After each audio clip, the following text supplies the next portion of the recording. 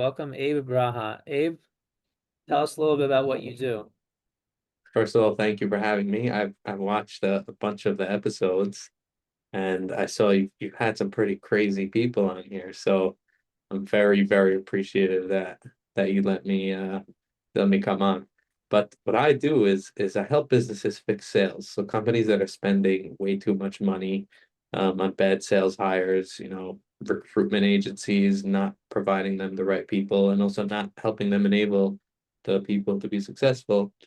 So I come in, that's what I do. I sort of act as like a fractional VP of sales, help you from A to Z, from hiring, recruiting, setting up compensation, targets, tools, KPIs, coaching them, managing them, anything that a sales manager or VP of sales would do.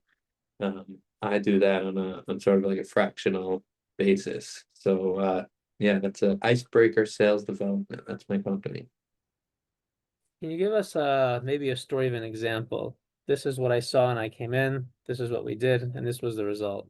Yeah, I'll give you a great example actually. So there's a company that I'm working with, and they probably in the last 5 years have spent maybe five, six, $700,000 on failed salespeople. So between high base salaries, um, recruitment agencies charging 30, $40,000 fees. In their mind, they were given promises, people who said, yeah, of course I can do this, but I need the $100,000 to live, um, and really like very minimal results. And even any results that they did get from these salespeople, it was never, consistent with a process in place where they were able to say, okay, we know exactly what we need a salesperson to do to be successful. Let's do that, and then we can hire more people and scale. So they never really had that. It was always like testing. Will this work? I'll hire this person, maybe drop them in the water, maybe they'll know how to swim. And then try someone else, maybe they'll be able to figure it out. And it just doesn't really work that way. So with this company, I spoke to them, and I got an understanding of what was happening, and they brought me on, and we hired a salesperson at about a $50,000 base salary with a strong commission structure. And the salesperson that they brought on, first of all, the structure of sales is just way different. If they were to bring on another person, which they will hopefully soon, um, they know exactly what they need to do to make this person successful. This person needs to come in. They need to they can show them the exact process that we built, um, and the risk is so much lower than what they were doing before. It's we hire someone at a $50,000 base salary. If after 1 to 2 months we don't see that they're progressing in the right direction, um, we're not going to continue to keep them on. So it's very much, I come in saying nobody will be able to come and promise you have the to give you the answers. I cannot come in and tell you I can make your sales process or your sales department successful for sure. But what I can do is I can tell you that I will help you figure it out, and at the lowest risk possible. So it may take 3 months, it may take 6 months, it may take a year, but I will be able to help you do it in the lowest risk way. Um, so you don't have to bring on a sales manager for $150,000. You don't have to bring on a salesperson for $100,000, and then they stretch it on for 8 months, 9 months, 10 months. This way, what we did was very, here's a great salesperson, young guy that's ambitious, that wants to make money. We give him a minimal base salary, and we go from there. So right now, that salesperson is doing better, probably better than any other salesperson that was in the company. Um, just I think the reason mostly is because they need to be successful to make money. The other people that were hired were sitting on $100,000 base salary, and even if they do really want to be successful and make sales, sales is so difficult that if you're not incentivized correctly, just subconsciously you'll be doing the wrong things. You'll be avoiding the uncomfortable things. You'll be always sending emails all day, doing research. But if you know that if you're not going to get a paycheck unless you make that call or do that follow up, you're going to do it. So that's I guess a brief, story. Yeah, I think, between all this and for those wondering, why this is such an important conversation to listen to, even if you are not necessarily in sales, is because there's so much psychology in this. Um, and there's so many things in life that come down to how we show up and sell ourselves in the relationships that we have with people that really are determined in many ways, like at key moments in our life and even daily, the most important part of any person's day will very often be a key conversation with someone that either they had Sure. or didn't have. So just first off, this is, I think, a very, very important conversation. The other thing that I'm hearing, even what you're saying, is that if you don't know what you're doing when you're selling and you're flying blind, then it's really, you're going to be very much like these companies who are paying someone $100,000 for 9 months, getting no return because they don't know any better. Maybe it should take 9 months. How would I even know? What does it look like? If you don't know, because you have to know something is working before it's working in a sense. You have to know what things look like when they're gonna work and what things look like when they don't.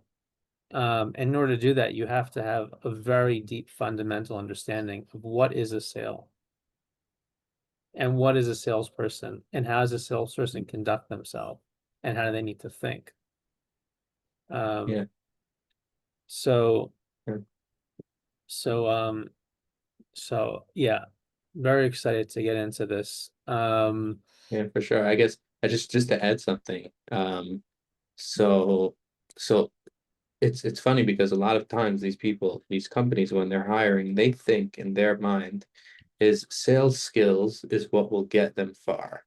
Which means if they hire someone who sounds motivated, sounds like they're ready to crush it, talks really well, is a good communicator, smooth talker, they think that that will be enough to just hire that person and then they'll be successful. But the reality is that there's two different sides of sales. There's the sales skill, which means if I put you in front of a person who is, interested in hearing about your product, then you can use your skills to sell them.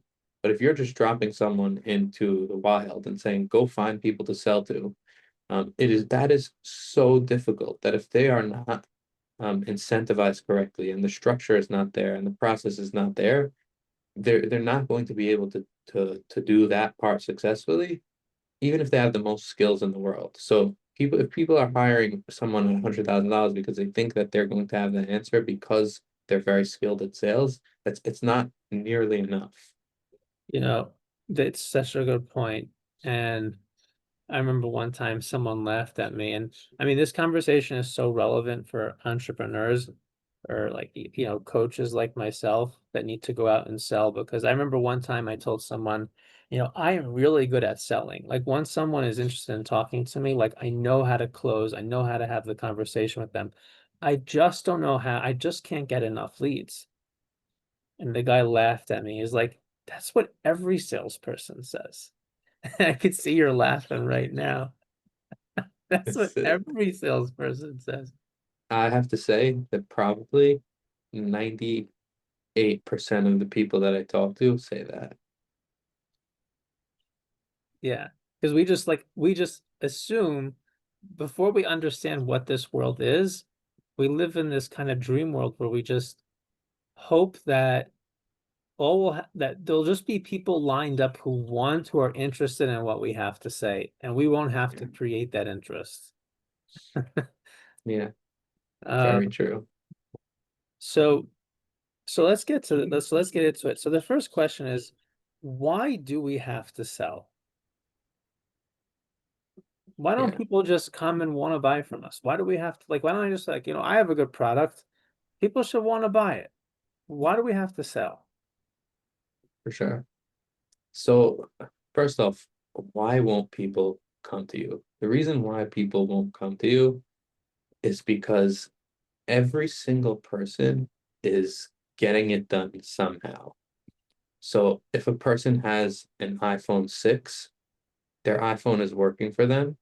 They're able to call people, they're able to browse, they're able to have apps on their phone, but they don't necessarily see that, oh, maybe if I get a newer iPhone, I can get rid of this problem of my screen being so small.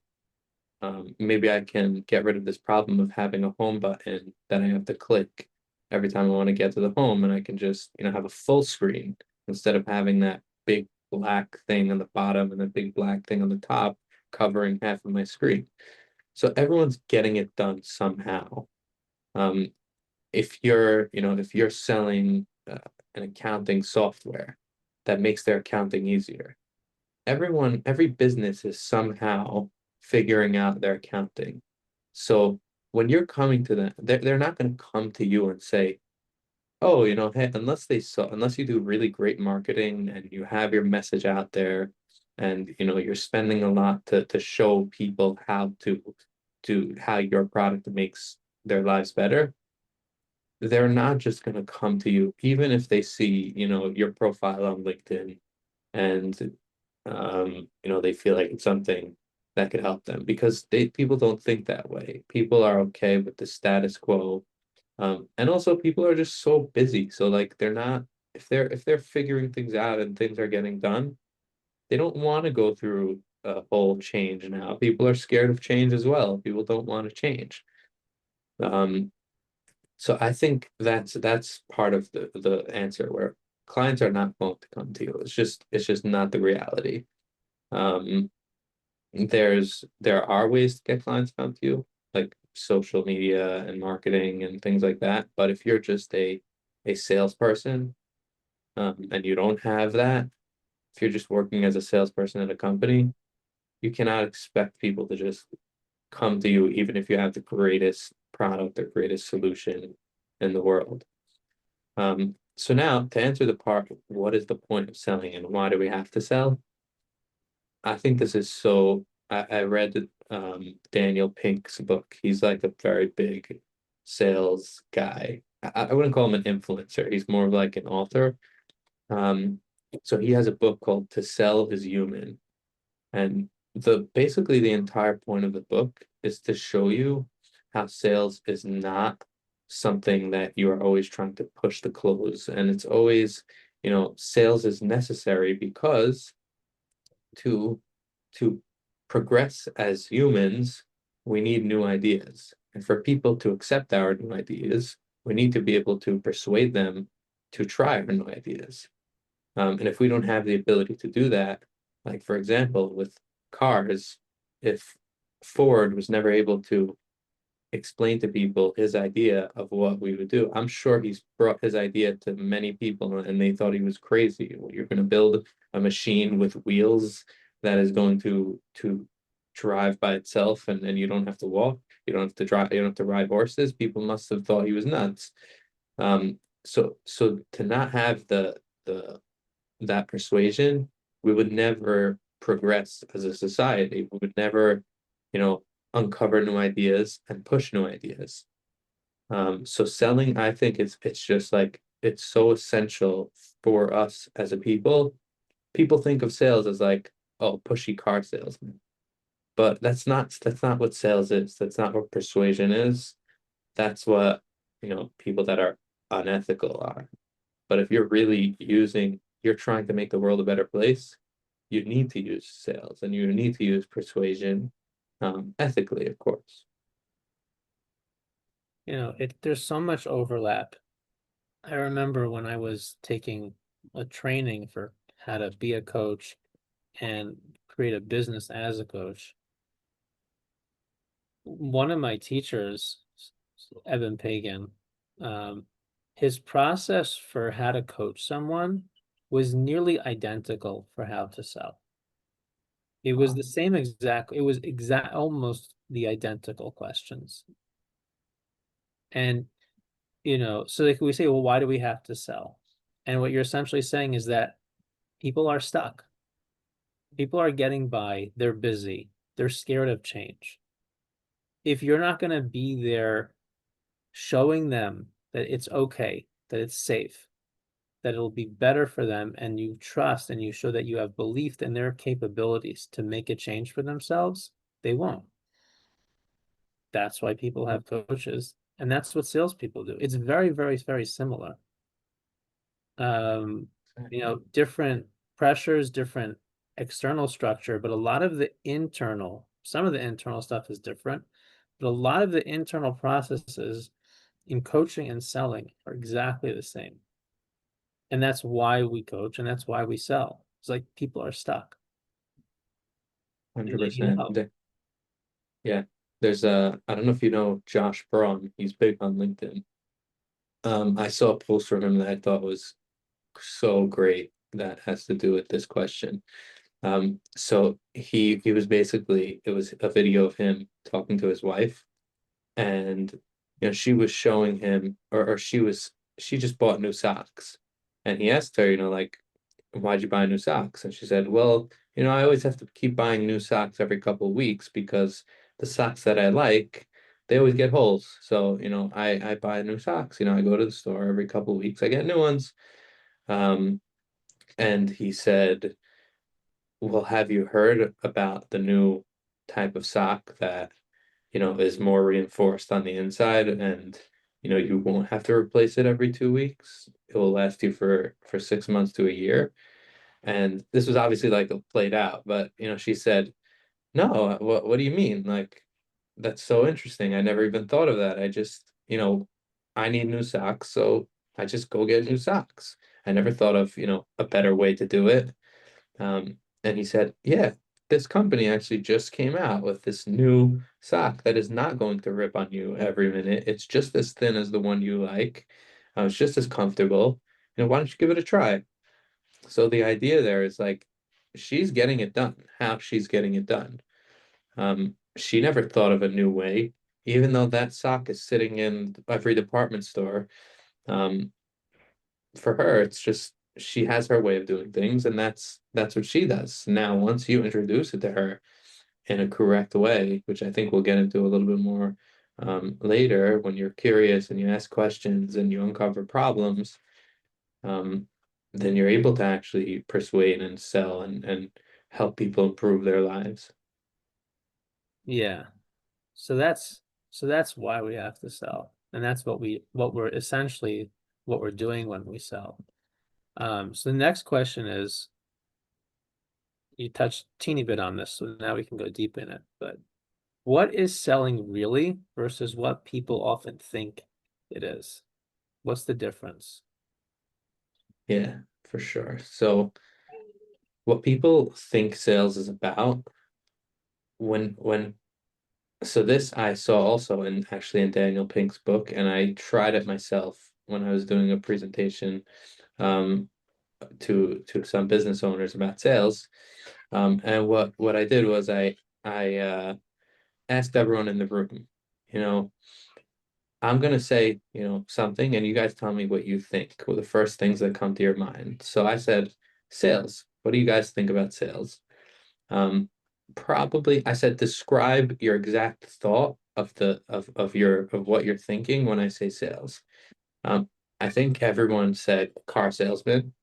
Um, and then I asked them to explain a little bit more. I think they all said a man wearing a polo shirt or like a plaid shirt or like a blazer or something like that, um, trying to sell me a car that I don't need.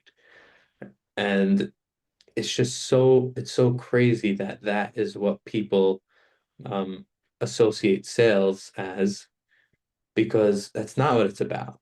That's nowhere near what it's about.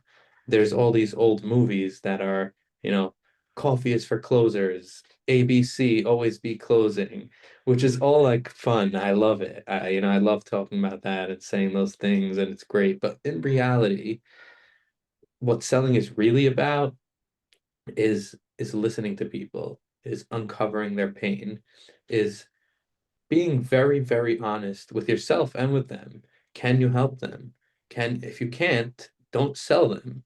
If I get on calls with people multiple times a week that they ask me, they tell me their situation, and I just tell them this is just not something that I can come in and help with.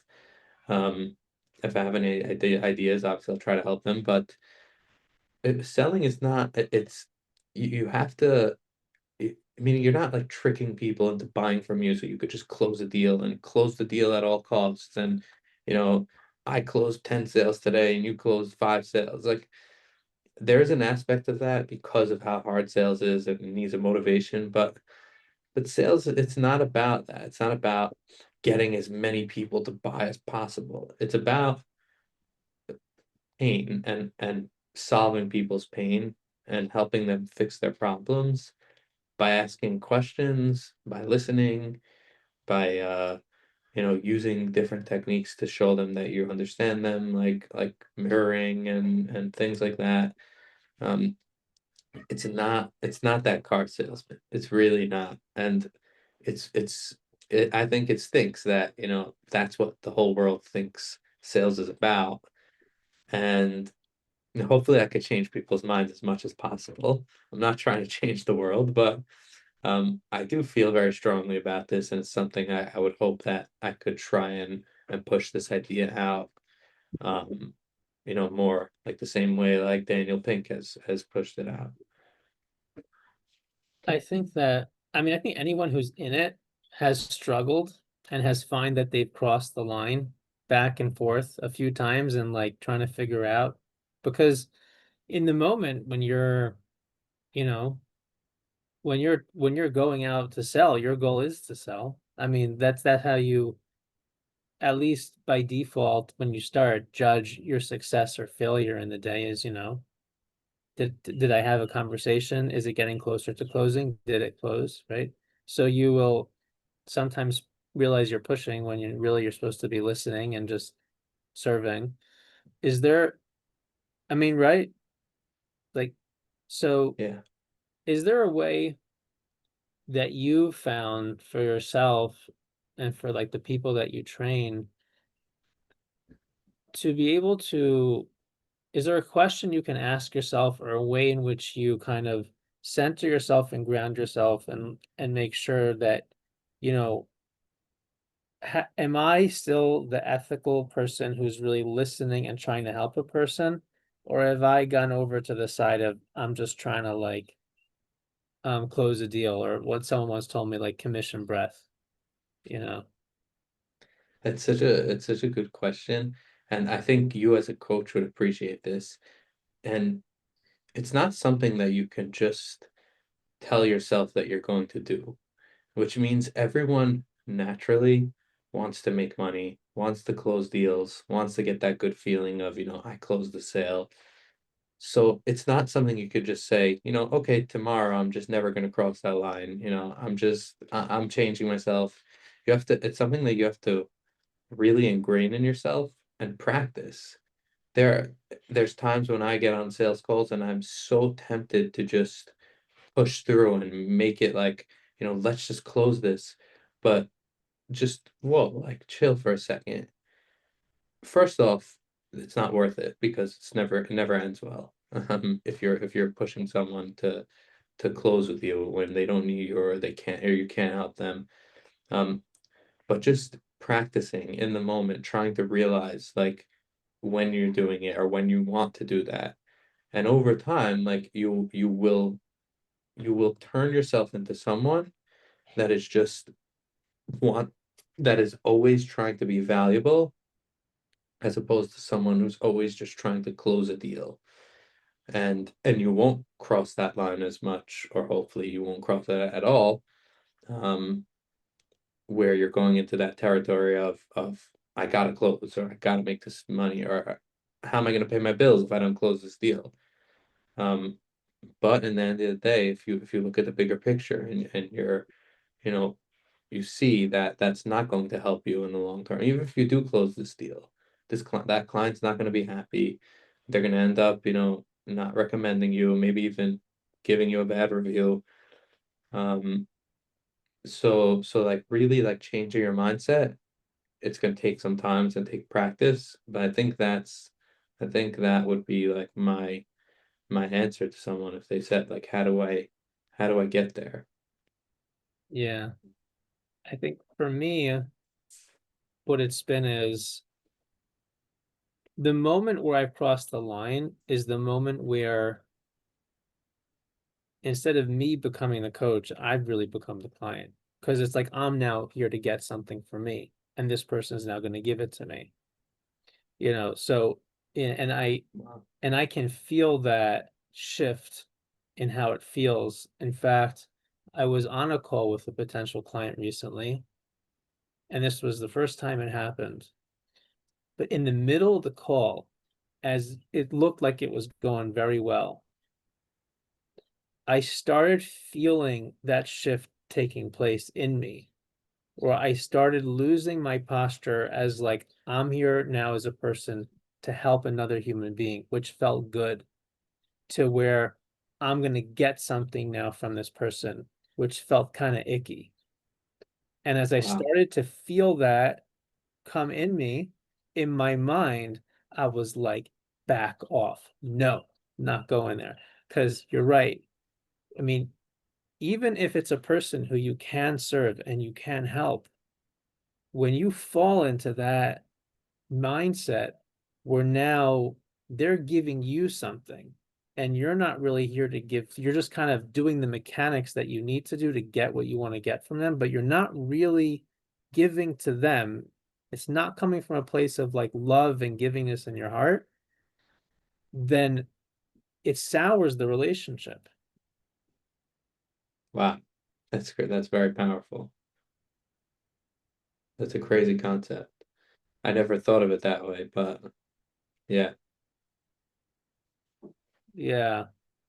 I mean, this is why I think this conversation is so helpful and like understanding this, like how similar it is to sell and to coach, and to like to really be there for another person, to listen to them, which feels good. Like when you're doing it well, you feel good about what you're doing. Sure. Um, and so yeah, man, that's why I find it really helpful to have these conversations because it helps even me like it's a constant it's like what you said, it's like yeah, you can't decide overnight that, you know, it's like just because you like want to brush your teeth doesn't mean you're not going to wake up tomorrow with bad breath. Like that commission breath doesn't it's sticky. It doesn't just go overnight. 100%. It's so true. Um so So when you actually have a conversation with someone, so and like I guess what we said earlier, which is like, so how do you sell? Like this person has no interest in your solution. They don't know anything about you. Um, how do you go about that in a way where it's like the real selling, not the charisma selling? Like, what do you do? What does it look like? So I think there's really like two main parts to sales. So there's that lead generation side of things where you need to fill up your pipeline with people that you can potentially sell to and then have actual like meetings or conversations with them to get an understanding of if you can help them and then sell them. So I guess on the lead generation side of things, it's very, you need to really it really it turns into like a hustle thing. Like you have to just get around, get in front of people, get your name out there, make cold calls, DM people on LinkedIn, um, put your name out there, network. Um, after a while you'll get better at what you do. You'll have referrals. But you have to have as many conversations with people as possible. Whatever method that is, I personally think that cold calling is going to give you the best results. just everything taken into account. So like, let's say door knocking would probably be the most powerful, but there's only a certain amount of doors that you can knock on a day. Um, Messaging or emails, you can send a billion emails, but how effective are those? There's not really the aspect of persuasion through your tonality and your body language and what you say. It's more just, I'm putting my name in people's inboxes. So I think like cold calling is probably the most effective way because of the fact that you can call a lot of people in a day. So you can call 2 to 300, you make 2 to 300 dials in a day if you're having 20 to 30 conversations with people every single day. When you're on the phone with them, you have that aspect of tonality, of body language, even though they don't see you. You put on a smile, they feel that. You say the right things. You talk to them about their pain points. Also, when you're on the phone, as opposed to like a message, it becomes very the conversation. You can turn the conversation up to whatever you want about them. So it doesn't have to be like, here, I'm sending this message and that's what I say and that's it. It's You're able to, come on, ask them questions and point the conversation in a direction that is more relevant to them. So I think on that side of things, with the lead generation, to make that happen, you need to have a lot of structure and discipline and for a business owner to do is I would say a little bit easier because you always know that if you don't have leads, then you're not going to have business. But for if you're hiring a salesperson, they need to be motivated. They need to have the process, they need to have tools. It needs to be structured the right way to make them successful because cold outreach is just brutal. No matter how way you shake it up, no matter what way you shake it up, it is very, very tough. Um, and people are gonna make excuses to do anything else than to pick up the phone and make cold calls. They have to do research, they have to download new leads, they have to send an email, they have to watch a YouTube video about the product. They want to make sure they have their script down correctly. They want to make sure they know who they're calling and do research on the website and the LinkedIn profile. So cold calling is very, very tough. Um, so that's what I would say, like on that side of this of selling. Once you get someone in the door and they say, "Oh, that sounds interesting. I would love to hear more about that."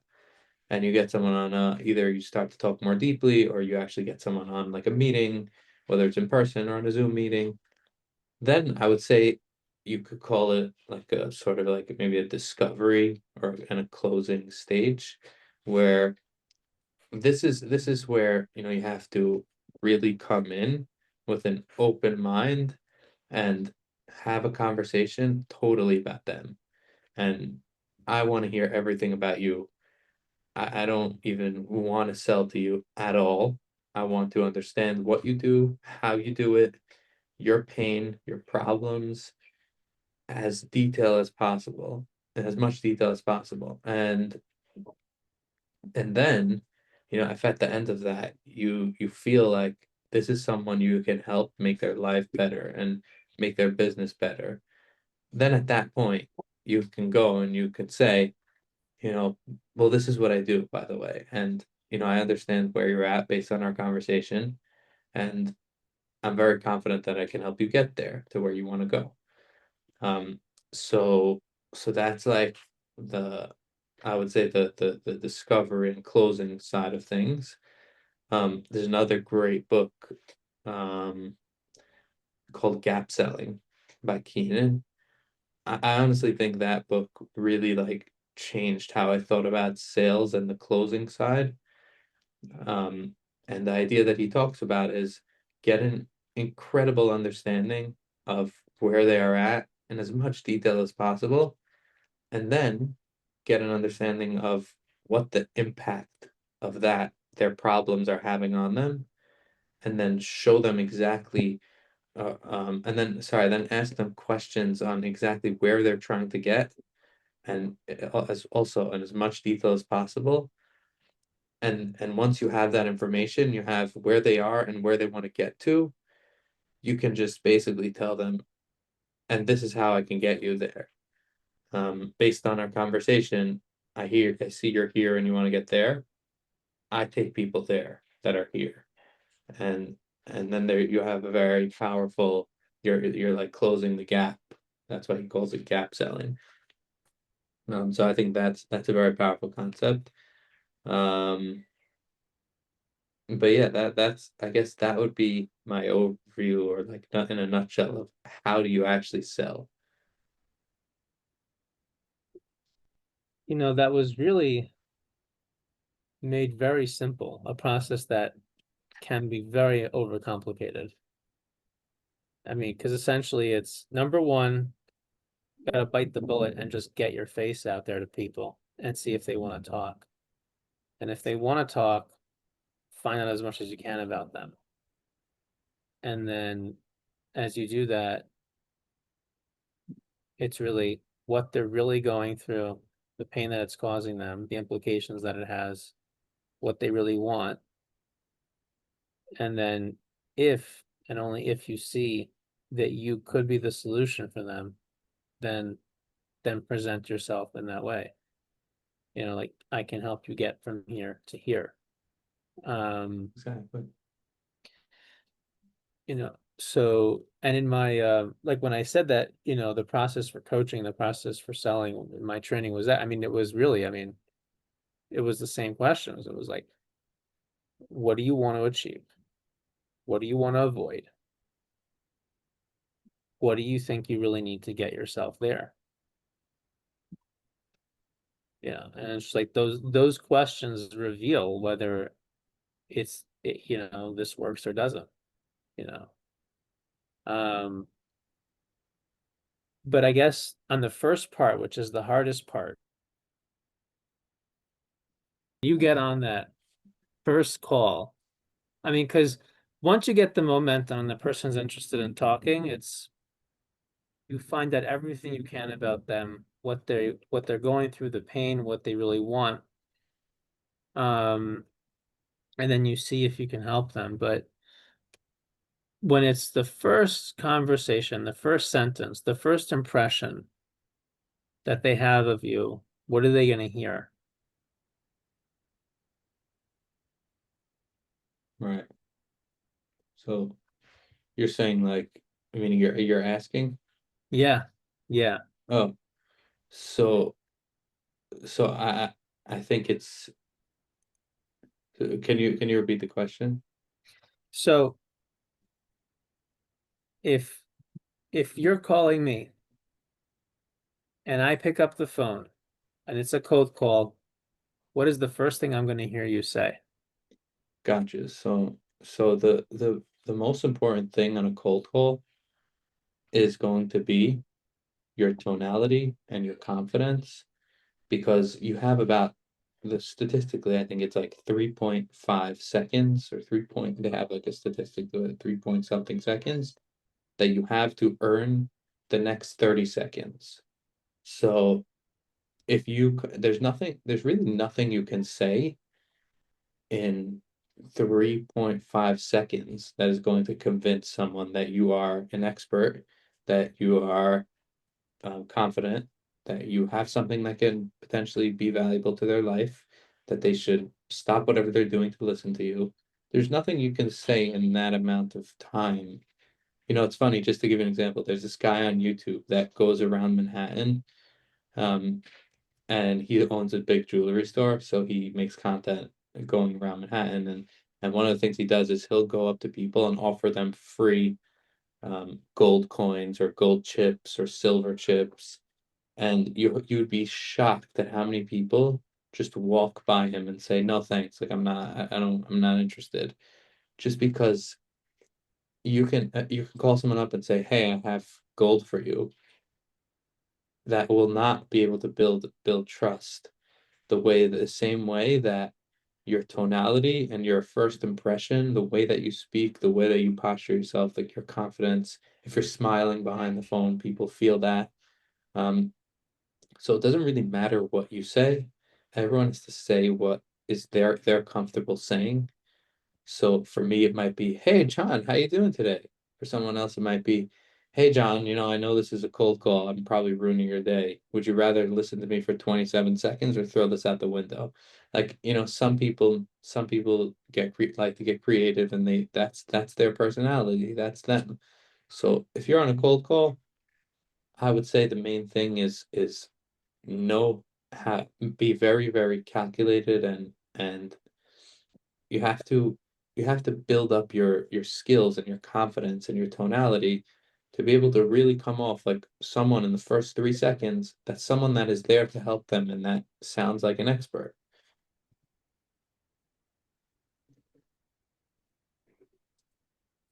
Wow. So, and that's why it's so hard, because you have to show up so well in those few seconds to get someone who doesn't know you and is likely going to be upset that you're bugging them in the middle of the day to be like, I want to talk to this guy a little bit longer and see what he has to say. Exactly. I mean, it's like you're auditioning every single call, every single time. 3 second audition. Yeah. So it's funny because the first 3 seconds will earn you the next 30 seconds, and then the next 30 seconds will earn you the rest of the conversation. So based on what you say in that point, meaning if you call someone up and you have the greatest opener and your tonality is amazing and they're like, okay, this guy sounds cool. He sounds like I should give him another, you know, 20 seconds and hear what he has to say. If you take that next 30 seconds and you use it to tell them about, how awesome you are or how great your business is and how you've helped so many people do X, Y, and Z, the chances are people are just going to say, what are you even talking about? Did I ask you to tell me all your accolades and how great you are and how big your business is? Like, I don't care. But if you take that 30 seconds and you use it to say, hey, I'm curious because I know I work with a bunch of companies who are always experiencing, XYZ pain. I'm just curious, like, do you have that pain also? Or that's not something you run into? Um, and then you're making it about them. You didn't say one word about what you've done in the past, who you've helped in the past. What you probably haven't even said your company name. Um, you're making the conversation totally and completely about them. And then once you level with them and you're like, after a 3 minute conversation, once you talk about their pain in the beginning, then you ask them more questions about their process and what they're doing, and and then once you have an idea of, what they do in a brief 3 minute call, then you can go in and say, you know, it's funny you say that because that's literally exactly what we do. We help businesses solve this pain that you just said you have. We want to hear more about how we do that. Um, so then you're coming off in a much more powerful way. You got that first 3 seconds, you earn the next 30 seconds. You use your next 30 seconds to talk about them and to show them that you care and that you want to understand them. Um, and then they give you the next 3, 4 minutes to actually continue that conversation and talk more about them, talk more about their problems, and talk more about their story and their business. And then just to end off the call, the last 20 seconds, that's crazy you said that because that's what we do. And then, ask for a meeting or ask to talk further. But, but yeah, that's what I would say. So, so to recap, it's really hardest part is get on that call or that interaction if it's not a call, but whatever it is, with your best version of yourself and your best energy to reach out to this person and give them a sense that you're here to help them and there's like that you're someone that they would want to talk to. And then that's the first thing. And that's the hardest part. That picking up the call or whatever you're doing to put yourself out there. I think that a lot of people they're outbound strategy are these like cold copy and paste messages that they send. And, you know, I think that aside from the fact that you're just kind of hiding now behind it, you're not really putting yourself out there. Um, you're also giving, I mean, you might be happy that you get, I mean, the way I think about this, and you can let me know if you what you think, Abe, but you might be happy that you get a certain percentage of people to respond to that. But if you're not putting your best self out there, what about all the people who didn't respond now? How do they think of you? Because those may Yes, potentially be people who would want to do business with you. But, you know, it's how you go about. I mean, you could tell me what you think about this, but I think like how you go about doing business and the way, the posture that in which you carry yourself is the hardest part, and I think is like the most important.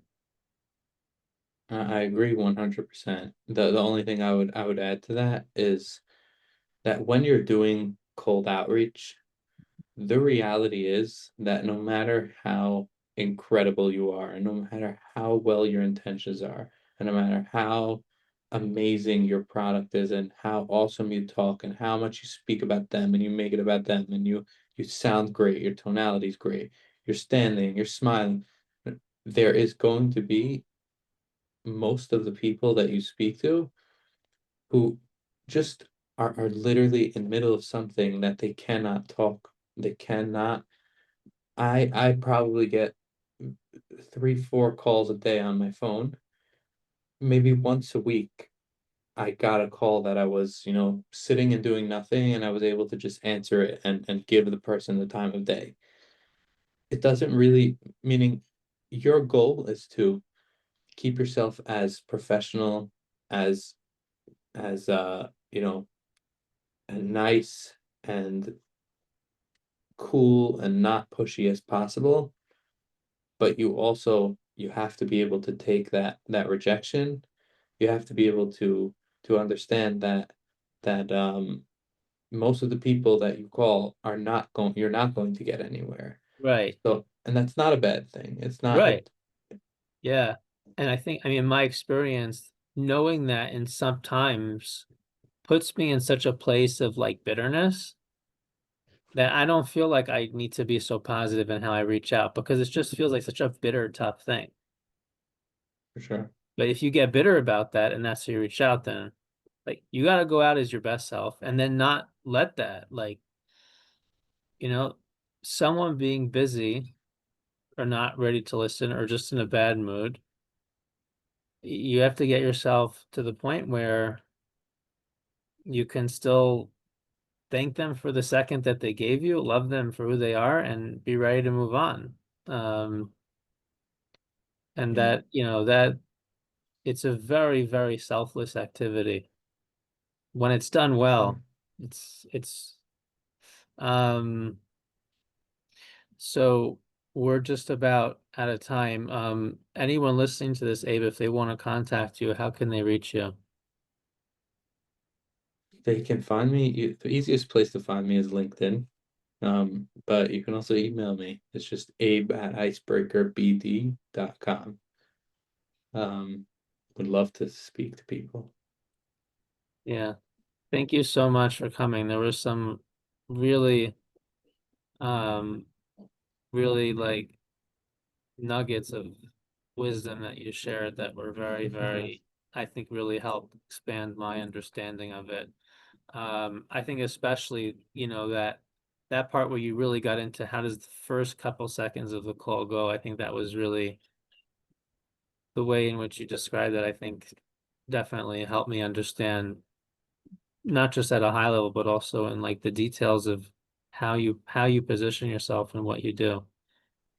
For sure. And before we just we jump off, it's funny because I think that the topics that we spoke about are so important to speak about. Just like high level, like the concepts of sales and why we have to do sales. And then again, there people always love to hear also about the actual, like, day to day. Okay, so like it's great that we have these concepts. It's great that sales is a good thing and we're not car salesmen. But then like, okay, then what? Like how do I actually do it? So like maybe at some point we could talk more about that. But Yeah, it's interesting that I you we could you know totally do a follow-up and go deeper on both of these things because I think we had an sure. internet issue in the middle and All this right. I think this needs more time. If I didn't have to cut this off now, I would definitely run it further, but we could definitely do a take two for sure. Like and Awesome. go deeper, 100%. Amazing. Thanks, Ari. All right, thank you so much, Abe. Rabbi Flo. Thanks. Appreciate it. Okay. Yeah, Have a good one. bye. Okay. Bye. Bye.